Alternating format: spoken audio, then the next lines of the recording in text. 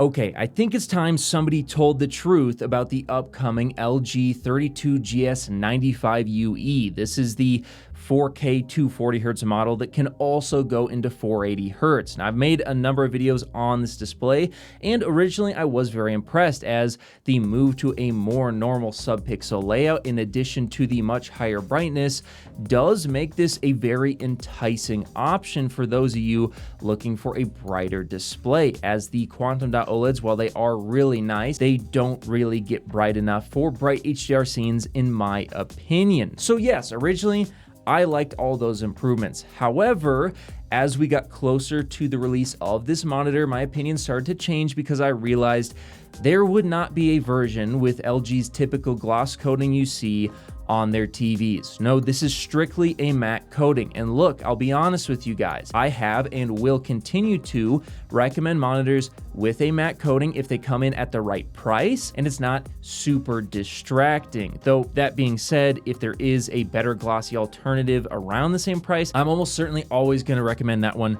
over the matte alternative, even if it's not super heavy, simply because a glossy coating will always give you a superior image, especially in a light controlled room, which is where I think a lot of people will want to put a very expensive monitor, as regardless of coating, a light controlled room is always the best way to enjoy a display if you can manage it. So that being said, is this coating not that bad? I've heard a lot of people saying that it's not that bad or it's not that grainy. And I'll be honest with you guys, when I hear people say stuff like not that bad, that's a red flag. To me, that sounds like copium, and in this case, it is absolutely copium. Listen, there are a lot of things about this monitor that are really good. The coating is not one of them. I had hands-on time at CES.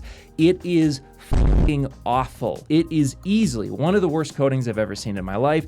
It is unbelievably grainy and oily looking. I don't know how anyone couldn't see that. It's so bad that you could not pay me to use it. The only way that I would use this monitor is if I buffed it out. Now, I can buff out monitors, so that does make this monitor an option for me, but I am certainly not gonna tell people to go buff out their monitors. It's almost certainly going to ruin your warranty, and you could ruin your monitor doing it as well. I'm crazy and I might do it, but there's no way that I can sit here and tell you guys to buff out your monitors. That's just not, like, what are we even talking about here? We should be getting a monitor that just looks good. And at the end of the day, this monitor, even though it has all these improvements, it doesn't look good.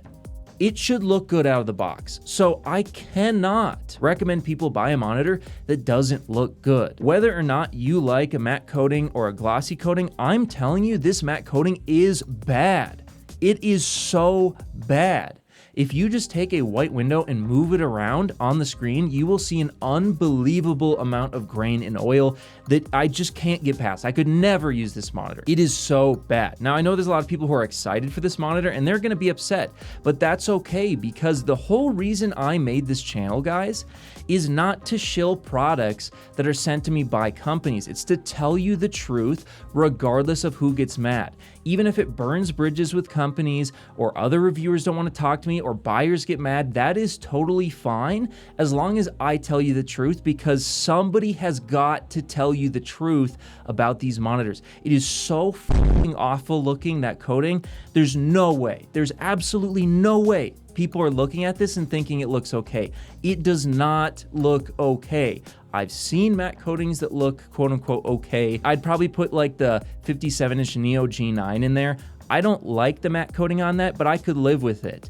I could not live with this coating. So again, choose to believe me or not. If you've got a pre-order in and you wanna buy this thing anyway, that's totally up to you. I'm not gonna sit here and twist your arm not to buy something you wanna buy, but I'm telling you what I saw, and I have an extensive history with reviewing displays and TVs and monitors, all that sort of stuff. So I think there's some amount of legitimacy behind it at this point, but if you think that it's not a legitimate gripe, then, you know, go ahead and continue to buy it. But I'm warning you, that coating, in my opinion, is really, really bad.